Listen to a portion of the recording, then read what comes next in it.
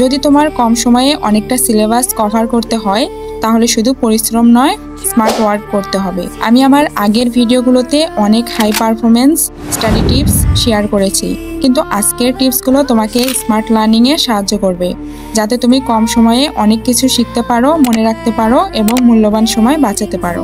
Step 1, active engagement. যখনই পড়তে বসো, বিশেষ করে থিওরি বিষয়, তখন বইয়ের সঙ্গে একটা রাফ খাতা রাখো। যা পড়ছো তা সংক্ষেপে বা ওয়ান লাইন আকারে লিখে নাও। ডুডল, ফ্লোচার্ট বা রাফ ডায়াগ্রামও বানাতে পারো, যাতে তথ্যগুলো চোখের সামনে ভিজুয়াল হয়। এভাবে তুমি শুধু পড়ছো না, বরং নিজেকে ব্যাখ্যা করছো, যা মনে রাখার সবচেয়ে কার্যকর পদ্ধতি।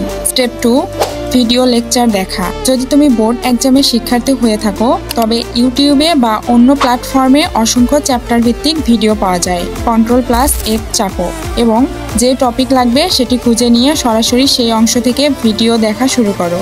কিন্তু মনে রেখো, এটা মুভি না, নোট নিতেই হবে। তুমি যদি মন দিয়ে শোনো ও লিখে রাখো, তাহলে আলাদা করে বারবার পড়ার দরকারই হবে না। স্টেপ 3, মাইন্ড ম্যাপ তৈরি করো।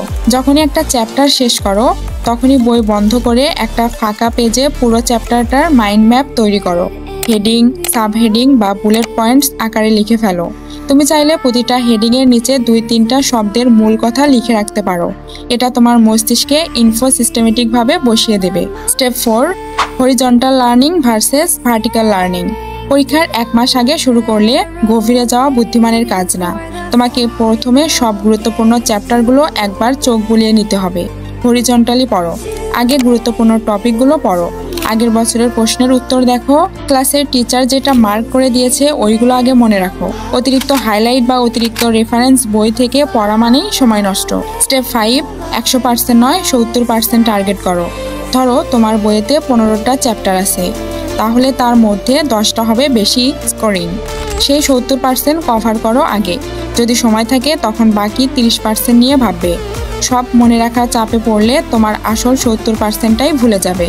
বিশেষ করে যারা একাধিক পরীক্ষার জন্য প্রস্তুতি নিচ্ছে, তাদের জন্য এই টিপসটা খুব দরকারি। 21 দিনের স্মার্ট স্টাডি চ্যালেঞ্জ না 30 দিন? আমি 30 দিনের পরিবর্তে 21 দিন রেখেছি, কারণ এই স্ট্র্যাটেজির মাধ্যমে তুমি 21 দিনের মধ্যে পুরো সিলেবাস কভার করতে পারো। বাকি 9 দিন আগের বছরের প্রশ্ন সলভ করো, ইনকমপ্লিট অংশগুলো রিভাইজ করো, পড়া বিষয়গুলো 2 থেকে 3 বার রিভাইজ করে আত্মবিশ্বাস বাড়াও। ভিডিওটি ভালো লেগে থাকলে লাইক করো, খুব ভালো লেগে থাকলে বন্ধুদের সঙ্গে শেয়ার করো, আর অবশ্যই সাবস্ক্রাইব করে বেল আইকন অন করো।